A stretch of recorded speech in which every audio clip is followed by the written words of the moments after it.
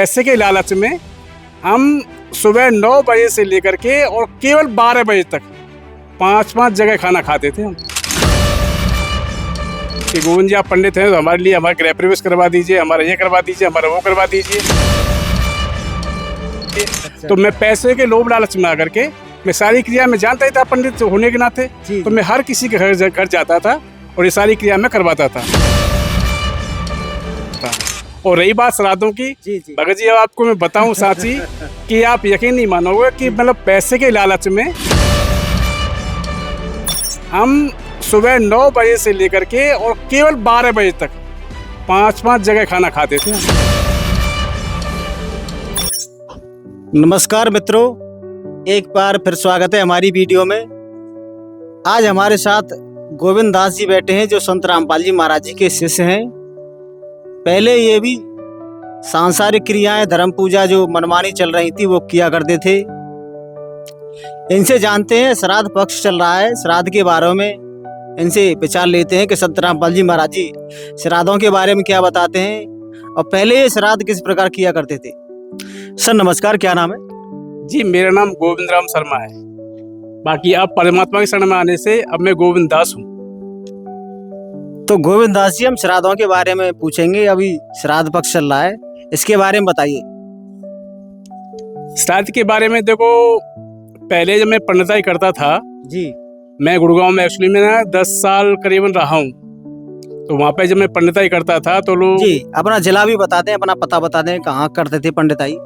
जी मैं पंडिताई तो क्या करता था, लेकिन मैं थोड़ी डॉक्टरी लाइन में ही था। लेकिन पंडिताई करने के लिए जगह जगह जाता था मैं, घर घर पे जैसे कोई बुलाता था कि किसी उद्घाटन में, किसी कार्य पूजन में, किसी गृह प्रवेश में, ऐसे करके इन क्रियाओं को मैं करता था।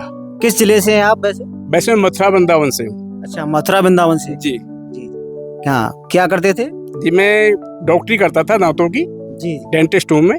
और बाकी सभी को पता था कि ये पंडित भी हैं, तो लोग मेरे पास में आते थे कि गोविंद जी आप पंडित हैं तो हमारे लिए हमारा गृह प्रवेश करवा दीजिए, हमारा ये करवा दीजिए, हमारा वो करवा दीजिए। तो मैं पैसे के लोभ लालच में आकर के मैं सारी क्रिया में जानता ही था पंडित होने के नाते, तो मैं हर किसी के घर जाता था और ये सारी क्रिया में करवाता था।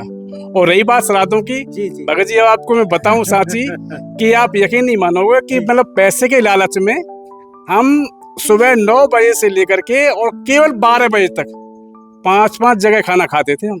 अच्छा जी, हाँ, सुबह से लेकर खाना खाते थे। और जो है यहाँ पे 2 पूड़ी यहाँ पे खाई, 4 पूड़ी वहाँ पे खाई, और 2 पूड़ी यहाँ पे खाई, 4 पूड़ी वहाँ पे खाई, ऐसे करके हम खाते थे कि पैसे दक्षिणा मिलेंगे। कहीं से 500 मिले, कहीं से 200 मिले, कहीं से 500-400 मिले।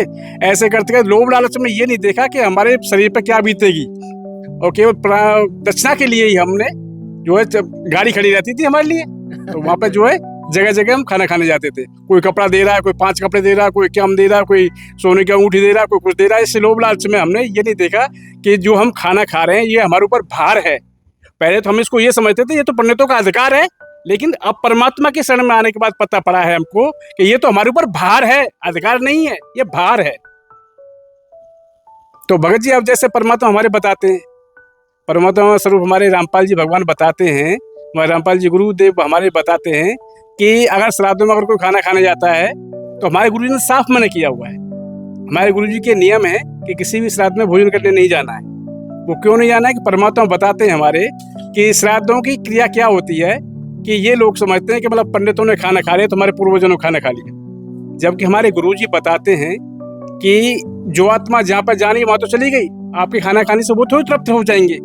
लेकिन हम लोगों को बहकाते थे कि आप जितना पंडितों को मीठा स्वाद खवाएंगे, जितना महंगे महंगी चीज खवाएंगे, उतनी आपको पितरों को आपको शांति मिलेगी। तो वे बेचारे अपना कर्ज करके भी हमारे लिए रबड़ी लेके आते थे, हमारे लिए इमरती लेके आते थे कि ये ब्रजवासी का खाना है, ये वहाँ का हल्दीराम का खाना है, तो हमारे बुजुर्गों को ये लगेगा। और हाँ, जरूर लगेगा। ऐसे करते करते हम उनको अच्छी हम मिठाइयाँ खाते थे और 4-4, 5-5 जगह हम खाना खाने जाते थे। तो सर, जो श्रद्धालु ये श्राद्ध क्रिया करते हैं, क्या ये सब गलत था? इनसे उनकी पूर्वजों की तृप्ति नहीं होती होगी? देखो, पहले तो हम ये सभी में ये बता देना चाहता हूँ मैं कि पहले तो हम ये समझते थे कि ये हमारा अधिकार है और ये हम अच्छा काम कर रहे हैं और ये हमारा फर्ज भी है पंडित होने के नाते। लेकिन जैसे हम परम संत रामपाल जी महाराज के शरण में आए तो हमको ये पता पड़ा है कि ऐसा कुछ नहीं होता। कोई ये कहे कि भाई जो है ये देवताओं की तृप्ति हो जाएगी, हमारे बुजुर्गों की तृप्ति हो जाएगी, ऐसा कुछ नहीं होता।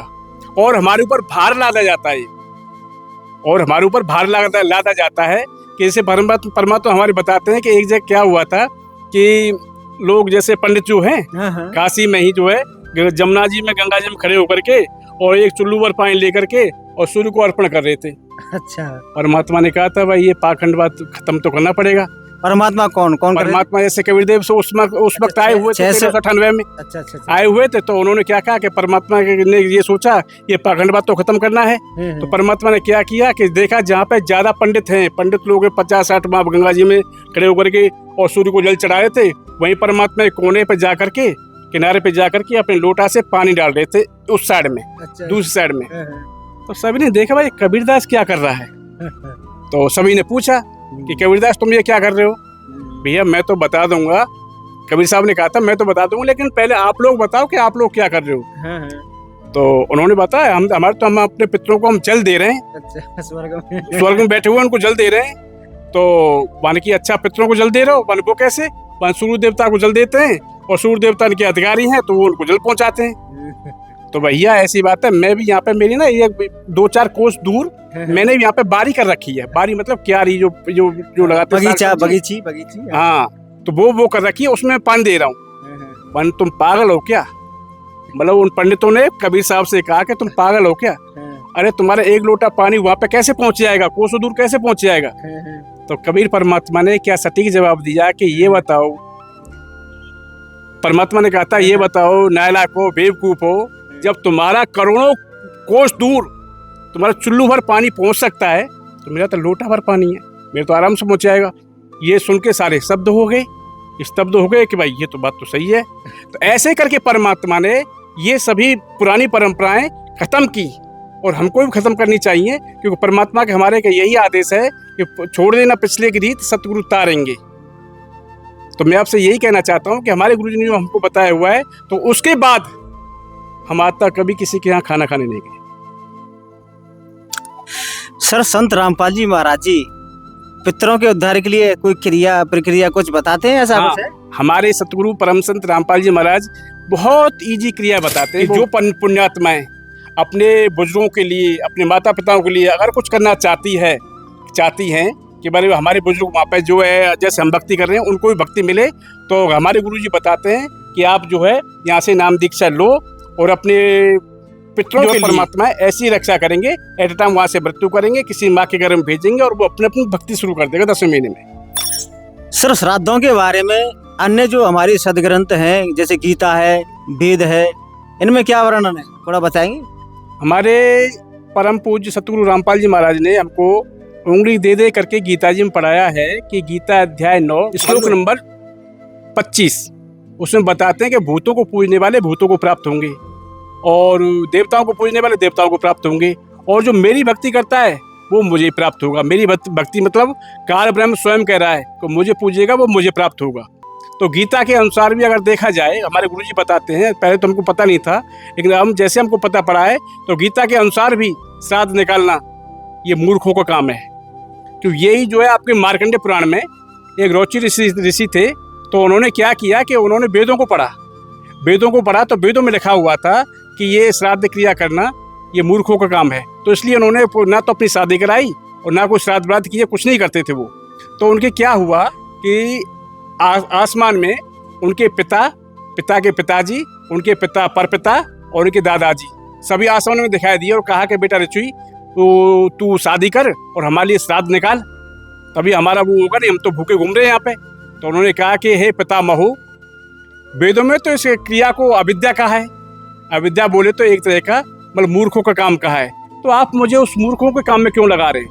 तो ऋषि ने कहा था, पितरों ने कहा था, माफ करना, पितरों ने कहा था कि हाँ बेटा ऋषि, ये बात तो तू सही कह रहा है कि ये क्रिया करना, ये जो श्राद्ध क्रिया करना ये मूर्खों का काम कहा है, लेकिन फिर भी बेटा हम तो यही कहेंगे तो कि तू शादी कर और हमारे श्राद्ध निकाल।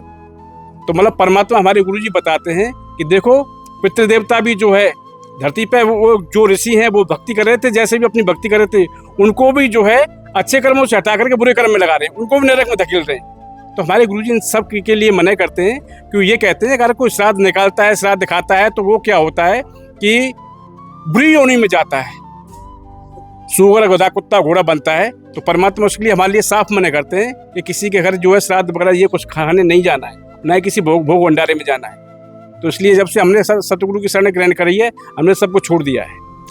कोई श्रद्धालु संत रामपाल जी महाराज जी से अपना कल्याण और अपने पूर्वजों का कल्याण कराना चाहे तो कैसे ये संभव है, उनकी जानकारी कैसे प्राप्त कर सकता है? जानकारी सीधी सी है, देखो जी टीवी चैनलों पर, मोबाइल पर भी आप देखेंगे ना 7:30 बजे साधारण टीवी चैनल पर परमात्मा का सत्संग आता है और नीचे एक पीली पट्टी चलती रहती है। उसमें क्या हो ना, आश्रम के नंबर दिए होते हैं। तो वहाँ पे हमारे भक्त भाई जो हैं, जो बैठे हुए हैं, वो सभी वहाँ पे फ़ोन अटेंड करते हैं। तो वो जो भी आपके नियरेस्ट, आप जिस भी आप जो है जिला से हो, स्टेट से हो, तो जैसे भी आप बताएंगे तो आपको नियरेस्ट आपको उसका नामदान सेंटर का नंबर दे देंगे। वहाँ पे आप जाना और परमात्मा की किताब प्राप्त करना। पहले किताब पढ़ना, विश्वास हो जाता, नाम दीक्षा लेना और तब अपना कल्याण कराना। जी धन्यवाद। सत साहिब।